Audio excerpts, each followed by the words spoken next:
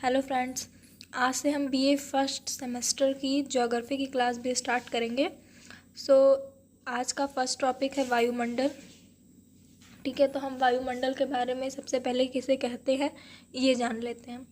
तो वायुमंडल पृथ्वी के चारों ओर, मतलब जैसे हम चारों तरफ समुद्र से घिरे हुए हैं, वैसे ही पृथ्वी चारों ओर वायुमंडल से घिरी हुई है। ठीक है, अरे एक विस्तृत तरह से फैला हुआ है, मतलब चारों तरफ से फैली हुई है।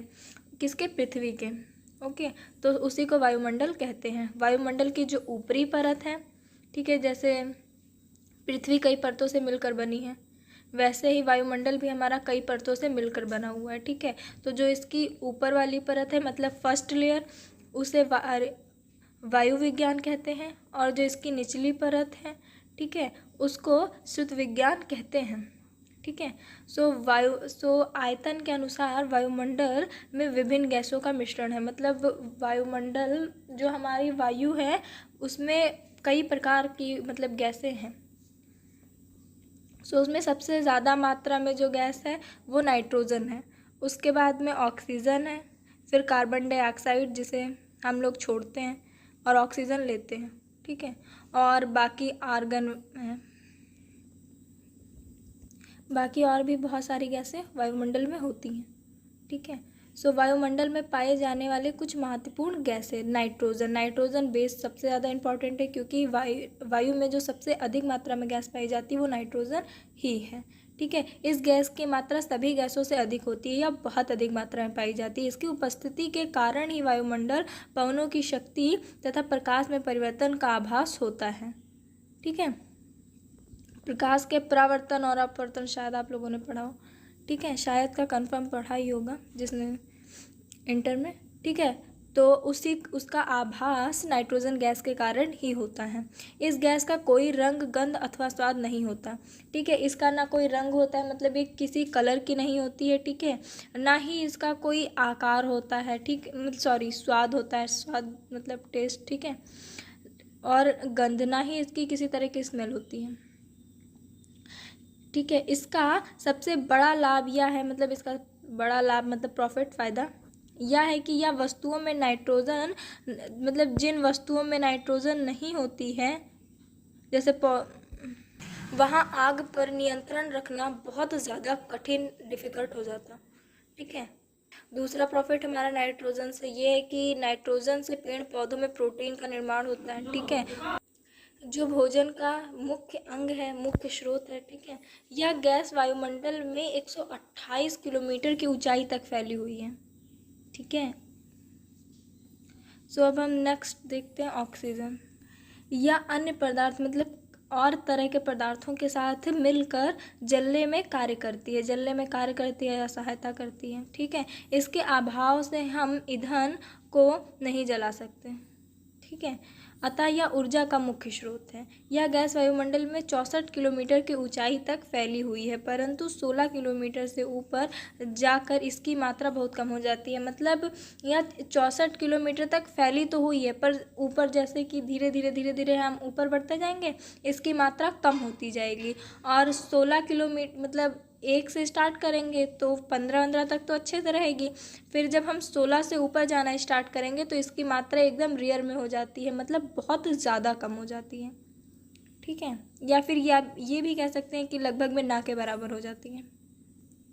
कार्बन डाइऑक्साइड, ठीक है, यह सबसे भारी गैस है और इस कारण यह सबसे निचली परत में मिलती है। यह गैस सबसे हैवी होती है, मतलब वजन में हैवी होती है। इसलिए यह गैस सबसे नीचे पाई जाती है, मतलब जो सबसे लास्ट वाली लेयर होती है उसमें पाई जाती है ये गैस। ठीक है, फिर भी इसका विस्तार 32 किलोमीटर की ऊंचाई तक है। फिर भी इसका विस्तार मतलब ये, फिर भी इसके बाद भी, इतनी भारी होने के बाद भी ये 32 किलोमीटर ऊपर तक है। ऊपर मतलब ऊंचाई तक है। यह गैस सूर्य से आने वाली विकिरणों के लिए परागम तथा पृथ्वी से परिवर्तित होने वाले विकर्ण के लिए अपरागम है। ठीक है, ये सब आप लोगों ने इंटर में पढ़ा होगा। अतः यह कांच, घर या पौधों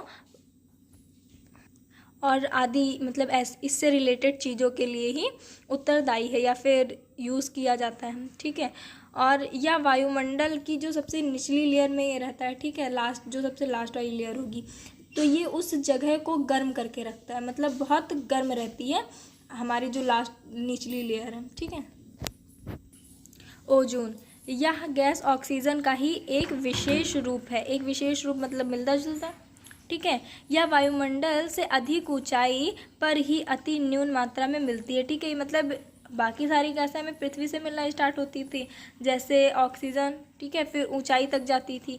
ये हमें क्या होता है, ये हमें थोड़ी ऊंचाई पर, मतलब थोड़ा ज़्यादा ऊंचाई पर जाना पड़ता है, वहाँ पर ही आती, मतलब रेयर, बहुत कम मात्रा में ये हमें मिलती हैं, ठीक है। या सूर्य से आने वाली तेज परावैंगनी विकिरणों से कुछ अंश को अवशोषित कर लेती हैं। मतलब जो सूर्य से किरणें आती है परावैंगनी, हम लोगों के लिए बहुत हानिकारक होती है। सो इनको ये क्या करती है, इसके जो कुछ अंश होते हैं उनको ये अवशोषित कर लेती है, मतलब, ठीक है।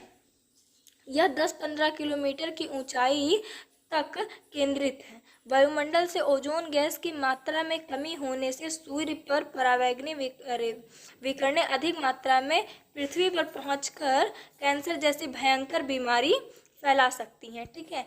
इसलिए ओजोन उसे क्या कहता है, अवशोषित कर लेता है। ओजोन भी इंटर में था, शायद कुछ बच्चों ने पढ़ा फिजिक्स में, ठीक है। सो ये उन चीज़ों को अवशोषित कर लेता है। एक बार मैं फिर से रिपीट कर देती हूँ शॉर्ट फॉर्म में। सो जो सबसे ज़्यादा नाइट्रोजन से स्टार्ट करते हैं, सबसे ज़्यादा मात्रा में पाई जाती हैं, ठीक है। ये सभी गैसों में सबसे अधिक मात्रा में उपलब्ध है। इसकी उपस्थिति के कारण ही वायुदाब, पवनों आदि का अभाव हमें होता है। इसका कोई भी ना रंग होता है, ना गंध होती है, ना स्वाद होता है, ठीक है। ये वस्तुओं को, मतलब आग लगने पर नियंत्रण रखना कठिन हो जाता है। अगर ये ना होती हमारे अस्तित्व में तो वायु में आग जैसे आग जैसी चीज़ों को नियंत्रण करना, रोकना कठिन हो जाता है हमारे लिए। ये पौधों को प्रोटीन देती है और ये 128 किलोमीटर की ऊंचाई पर फैली हुई है या फिर तक फैली हुई है, ठीक है। दूसरा, ऑक्सीजन। ऑक्सीजन मतलब कई पदार्थों के साथ, मतलब कुछ अन्य पदार्थों के साथ मिलकर जलने में सहायता करता है या फिर जलने का कार्य करता है, ठीक है। और इसका मुख्य स्रोत जो है वो ऊर्जा है। ये वायुमंडल में 64 किलोमीटर की ऊंचाई तक फैली हुई है, पर 16 किलोमीटर के बाद इसका आभास बहुत रेयर में होता है, मतलब ये बहुत कम मात्रा में पाई जाती है 16 किलोमीटर के बाद। कार्बन डाइऑक्साइड जो हम छोड़ते हैं और पौधे लेते हैं, ये, हाँ, और ये बहुत भारी गैस होती है। ये सबसे निचली परत, मतलब लास्ट लेयर में मिलती है और इसका विस्तार 32 किलोमीटर की ऊंचाई तक है। ये गैस ये जो सबसे नीचे रहती है, मतलब जिस लेयर में रहती है, ये उसको बहुत ज़्यादा गर्म रखती है, ठीक है।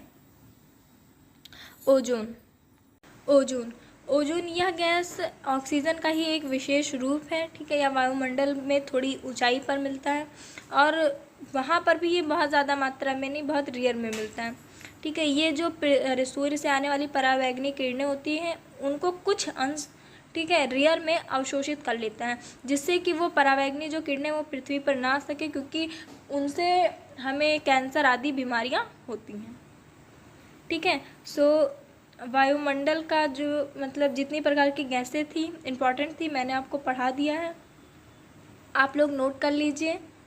और इसके आगे कुछ और टॉपिक हैं जो हम नेक्स्ट वीडियो में पढ़ेंगे। सो आप लोग प्लीज़ चैनल को लाइक, सब्सक्राइब कर दें एंड अपने फ्रेंड्स के पास भी भेज दें, जिससे उन्हें नोट्स बनाने में आसानी हो। Thank you.